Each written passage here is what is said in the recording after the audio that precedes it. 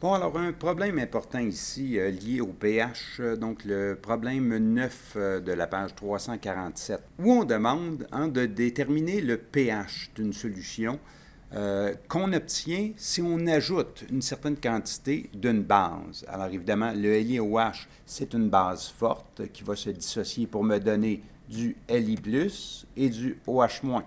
Évidemment, le Li+ va être en phase aqueuse et le OH- aussi va être en phase aqueuse. Alors, puisqu'il y a libération de OH-, ça va être ici, ça nous montre que c'est une base qu'on ajoute.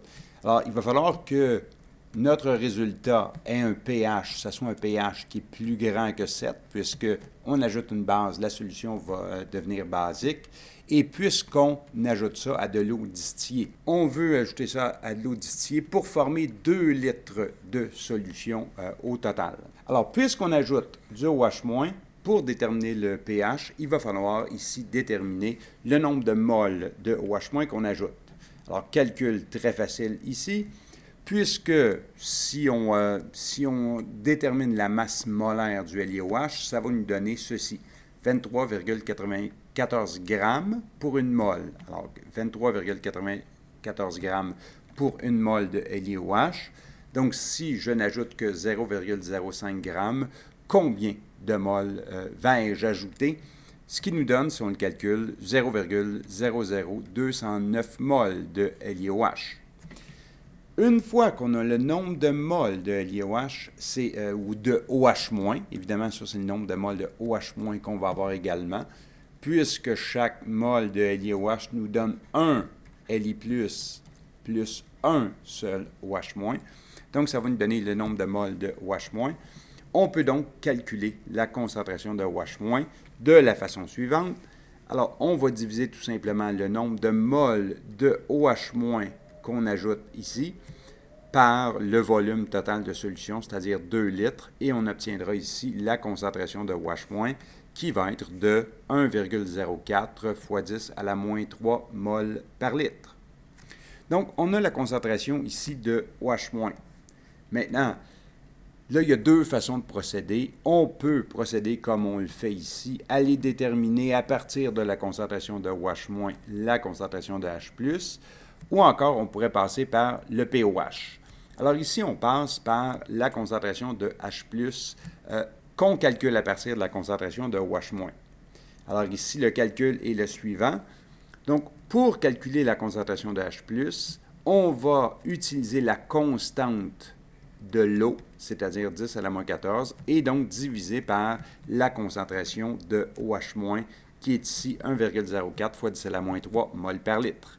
Et on va obtenir 9,58 fois 10 à la moins 12 mol par litre.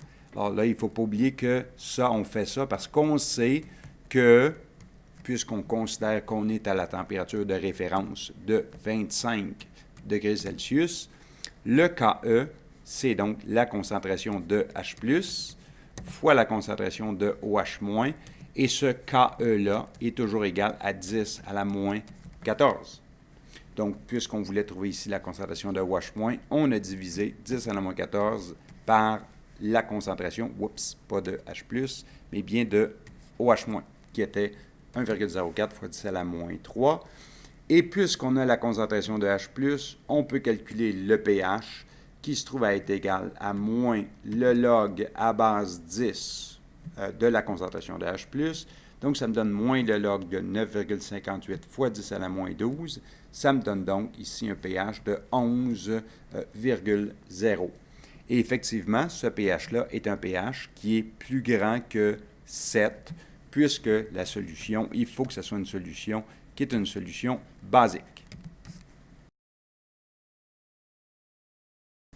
Alors, on aurait pu procéder aussi différemment.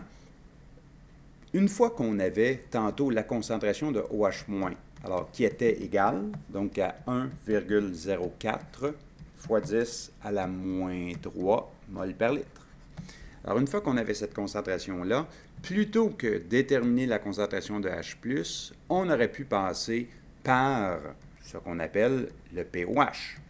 Alors, Le pOH, c'est le pendant là, du pH, mais pour la concentration de OH-, qui se trouve être égal à moins le logarithme, encore une fois à base 10, là, de la concentration de OH-. Donc, ça se trouve à être égal ici à moins, donc le log, sous-entendu à base 10, de 1,04 fois 10 à la moins 3 mol par litre. Et si on calcule ça, on va trouver, bon, 2,98. Alors, 2,98, là, on s'entend que c'est essentiellement égal à 3. Donc, ça ici, c'est notre pOH. Pas le pH, mais bien le pOH. Puisqu'on sait également que le pH plus, pas égal, mais plus le pOH doit toujours nous donner 14. Alors, on sait que le pH qu'on cherche ici, ça sera 14 moins le pOH. Ça nous donne ici 14 moins 3, alors évidemment 11. Et 11, c'était bien le pH qu'on avait tantôt, alors qu'on a trouvé tantôt par directement la concentration de H+. Alors, c'est une autre façon là, de déterminer le pH quand on a la concentration du OH-.